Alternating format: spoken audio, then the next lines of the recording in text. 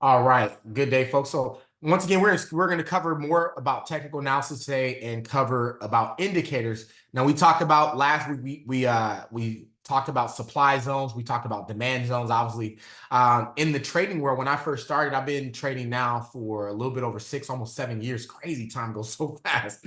I think no, I've been trading for about 6 years.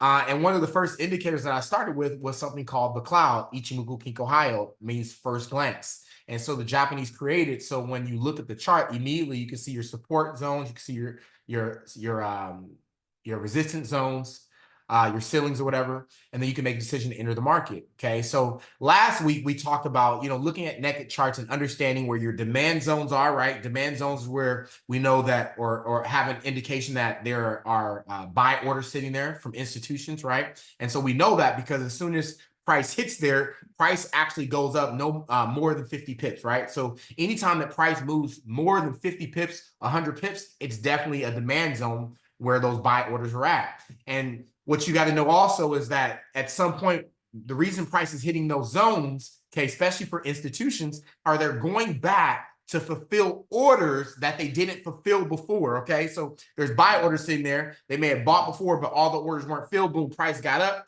Okay, once it came back down, those orders were still sitting there. Boom, they did it again. And so, as retail traders, what we have to understand is we don't move the market.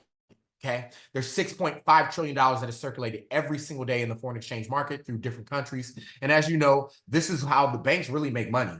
Okay. The banks come in here, they have all the money they want to load into it and then pull it out. And so you got to understand by looking at the charts, okay, what is the most probability of me going into a buy or a sell that it's going to go in the direction that I want? Or if I'm using proper risk management, do I have enough to sustain maybe the trade may need a little bit of room before it goes in the direction that we thought it was going to go to.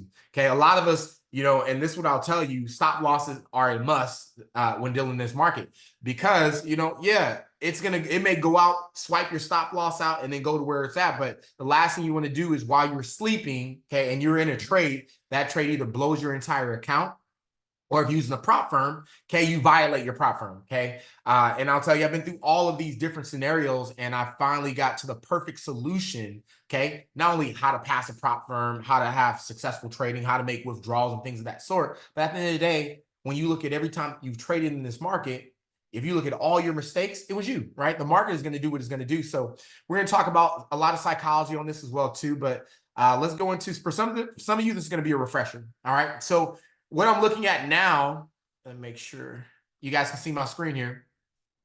What I'm looking here now is the DXY. That's the dollar index. Okay. So as when we're looking at currency pairs, like for example, gold USD, for example, right? Well, if the USD gets stronger, okay, that means it goes up in strength. This means that the gold is going to come down. Okay. Vice versa. If the US dollar gets weaker, gold is going to go up. Now, let's talk about what that really means. Okay. When inflation is happening, when they're printing money, okay, gold is considered an asset. So what happens when money is being printed, inflation happens. Of course, the dollar gets weak when they print money. Okay. So when the dollar gets weak, assets go up and they get stronger. Okay, so that's the relationship I want you to understand when you're looking at a scenario like this. So if we were dealing with gold, okay, and we wanted gold to go up, we need the US dollar to get weaker. So when we're talking about our fundamentals, we go look at Forex Factor and we say, what do we got going on today? What meetings are happening today? Okay, well, today is just GBP. We got USD new home sales. So there's certain things that are going to come out that will move the market a little bit. Okay, now these are orange folders.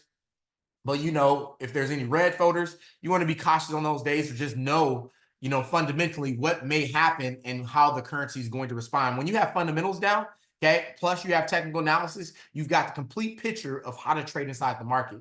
Now, when entering the market, there are certain tools that traders like to use. One thing that we were taught is using currency strength meter. Now my internet wants to move pretty slow here.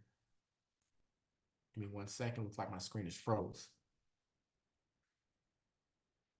I swear my internet has been fast this entire time. As soon as I get on with you guys, it starts going slow. So here we go. So currency strength meter, you can go ahead and I'm gonna put this in the chat if you don't have this already. Oh, let me go back.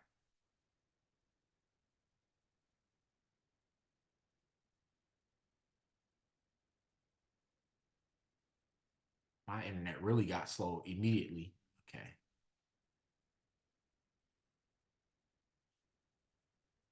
Okay, we may not be able to do that. Let me see, make sure my internet didn't switch up on me. Okay, no, we're good. Okay, we're gonna come back. Let's see if we can get back on our charts. Literally, my internet went.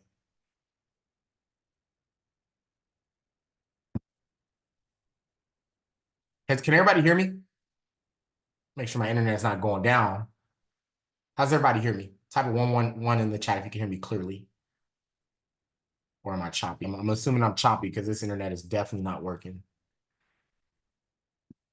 Okay, you guys hear me? Okay. All right, give me a second. Let me reset real quick. Let me close some things out on my computer. Maybe I have too many things open real quick. Let's see.